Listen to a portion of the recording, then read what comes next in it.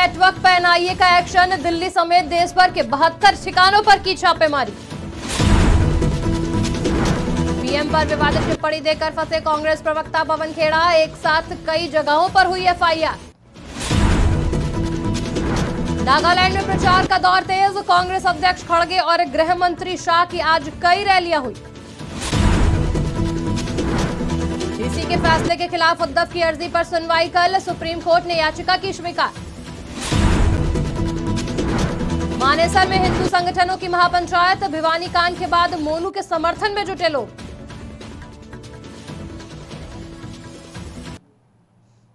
नमस्कार, आप देख रहे हैं आज की खबर। मैं हूं आपके साथ Ragini Singh. National investigation agency यानी कि एनआईए ने आज 8 राज्यों में 72 जगहों पर छापेमारी की। एनआईए ने ये रेड गैंगस्टर लॉरेंस और उसके करीबियों के ठिकानों पर की। एनआईए ने राजस्थान, पंजाब, हरियाणा, दिल्ली, चंडीगढ़, मध्य प्रदेश, गुजरात और उत्तर प्रदेश में एक साथ कार्रवाई की। सूत्रों की माने तो एनआईए को बिश्नोई और बवाना गैंग को पाकिस्तान से फंडिंग की जा रही है, जिसका इस्तेमाल देश विरोधी गतिविधियों को अंजाम देने के लिए किया जाता है। सिद्धू मूसेवाला मर्डर केस में जेल में बंद लॉरेंस और नीरज बवाना ने भी हथियार सप्लायर गिरोह और टेरर फंडिंग की बात कबूल की है। एनआईए की रेड के दौरान कई जगह हथियार भी मिले और लगातार रेड जारी है।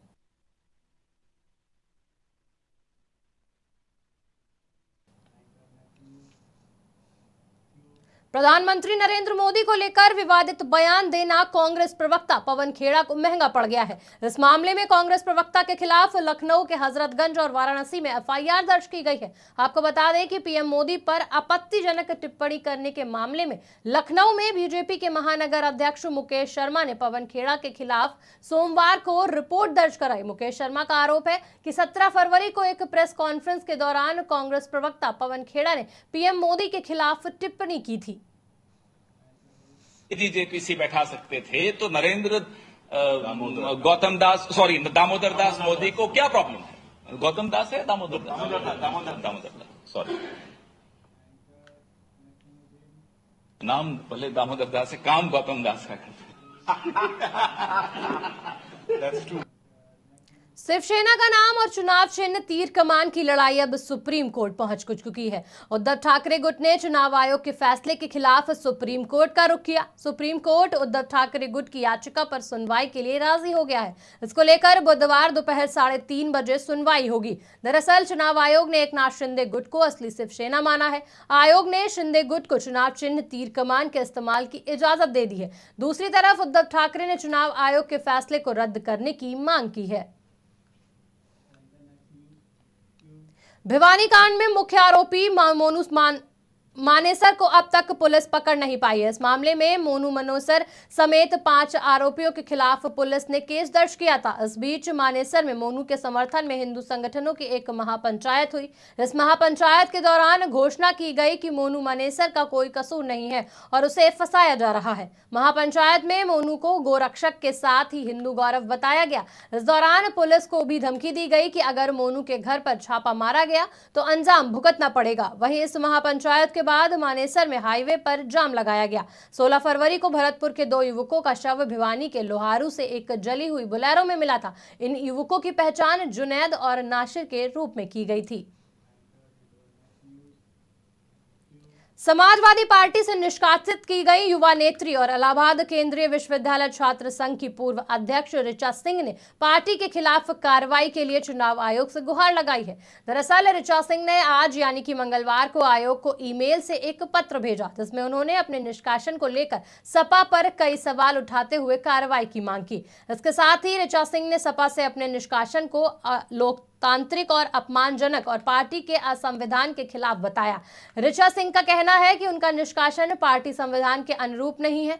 पार्टी के संविधान में निष्कासन जैसी अनुशासनात्मक कार्यवाही के लिए 3 सदस्य कमेटी बनाने की बात है, जो उनके मामले में नहीं की गई है। इसके साथ ही उन्होंने अपने पत्र में लिखा कि न तो उनको कारण बताओ नोटिस दिया गया और न ही पार्टी की ओर से अपना पक्ष रखने का मौका दिया गया। चीन से सीमा विवाद के मुद्दे पर कांग्रेस के आरोपों का जवाब देते हुए विदेश मंत्री एस जयशंकर ने बड़ी बात कही। उन्होंने कहा कि एलएसी पर इतिहास की सबसे बड़ी सेना की तैनाती पीएम मोदी के नेतृत्व में की गई है, राहुल गांधी ने नहीं की। इसी के साथ चीन का नाम लेने से डरने के आरोप पर भी पलटवार करते हुए उन्होंने कहा, चाइना, मैं चीन का नाम ले रहा हूं। जयशंकर ने कहा, कभी कहा जाता है कि सरकार रक्षात्मक है, कभी कहा जाता है कि सरकार उदार हो रही है। अगर हम उदार हैं तो एलएसी पर आर्मी को किसने भेजा? राहुल गांधी ने आर्मी को नहीं भेजा, नरेंद्र मोदी ने भेजा है। उन्होंने कहा, मैं सबसे लंबे समय तक चीन का राजदूत रहा और बॉर्डर मुद्दों को डील कर रहा था। मैं ये नहीं कहूंगा कि मुझे सबसे ज्यादा ज्ञान है, मगर मैं इतना कहूंगा कि मुझे इस विषय पर काफी कुछ पता है।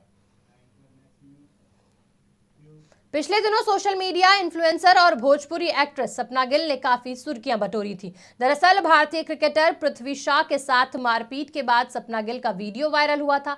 वहीं इस हाथापाई के बाद पृथ्वी शॉ के दोस्तों ने ओसीवाड़ा पुलिस स्टेशन में मामला दर्ज कराया था, जिसके बाद पुलिस ने सपना गिल को गिरफ्तार किया। अब सपना गिल के एडवोकेट काशिफ अली खान का कहना है कि पृथ्वी शॉ ने सार्वजनिक तौर पर बदतमीजी की। सपना गिल के एडवोकेट काशिफ अली खान ने पृथ्वी शॉ पर सार्वजनिक तौर पर बदतमीजी का मामला दर्ज करवाया है। सपना गिल के एडवोकेट ने कहा कि पृथ्वी शॉ ने सार्वजनिक तौर पर बदतमीजी और शारीरिक नुकसान पहुंचाया। इसके अलावा भारतीय क्रिकेटर ने धारदार हथियार से सपना गिल पर हमला भी किया। देश में कुत्तों का आतंक थमने का नाम नहीं ले रहा है। हर दिन किसी न किसी शहर में कुत्तों के हमलों की खबरें सामने आती हैं। ताजा मामला तेलंगाना का है, जहां रविवार को एक 4 साल के बच्चे को आवारा कुत्ते ने नोच नोच कर मार डाला। यह घटना सीसीटीवी कैमरे में कैद हो गई। कुत्तों का हमला इतना भयानक था कि उन्होंने बच्चे का पेट फाड़ दिया। हमले के तुरंत बाद बच्चे को स्थानीय अस्पताल में भर्ती कराया गया, जहां उसकी मौत हो गई। बताया जा रहा है कि बच्चे का नाम प्रदीप है और उसके पिता चौकीदार का काम करते हैं। घटना निजामाबाद की है। इस घटना ने आवारा कुत्तों के खतरे पर बहस फिर से शुरू कर दी है। कई लोग आवारा कुत्तों पर अधिकारियों से सख्त कार्रवाई की मांग कर रहे हैं। भारतीय गीतकार जावेद अख्तर अपने बेबाक बयानों के लिए जाने जाते हैं। वे किसी भी मुद्दे को पर खुलकर अपनी राय रखते नजर आते हैं।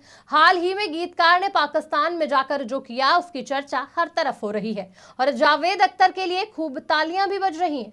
दरअसल जावेद अख्तर हाल ही में लाहौर में फैज फिल्म फेस्टिवल में पहुंचे थे। इस दौरान उन्होंने पाकिस्तान को उसकी हरकतों पर आईना दिखाया। जावेद अख्तर ने कहा कि मुंबई में जो 26/11 का हमला हुआ, उसके हमलावर पाकिस्तान में घूम रहे हैं। जावेद अख्तर का ये वीडियो खूब वायरल हो रहा है। तो ये मैं तकल्लुफ से काम नहीं लूंगा। हमने तो नुसरत के बड़े बड़े फंक्शन किए, मेहदी हसन के बड़े बड़े फंक्शन किए। आपके मुल्क में तो लता मंगेशकर का कोई फंक्शन नहीं हो। ये अहम बात ये है कि ये जो आजकल इतना गर्म है फिजा, वो कम होनी चाहिए। हम तो बंबई के लोग हैं, हमने देखा हमारे शहर पे कैसे हमला हुआ था। तो वो लोग नॉर्वे से तो नहीं आए थे, ना इजिप्ट से आए थे। वो लोग अभी भी आपके मुल्क में घूम रहे हैं। तो ये शिकायत अगर हिंदुस्तानी के दिल में हो तो आपको बुरा नहीं मानना चाहिए। फिलहाल इस बुलेटिन में इतना ही। देश दुनिया की बाकी बड़ी खबरों के लिए देखते रहिए आज की खबर।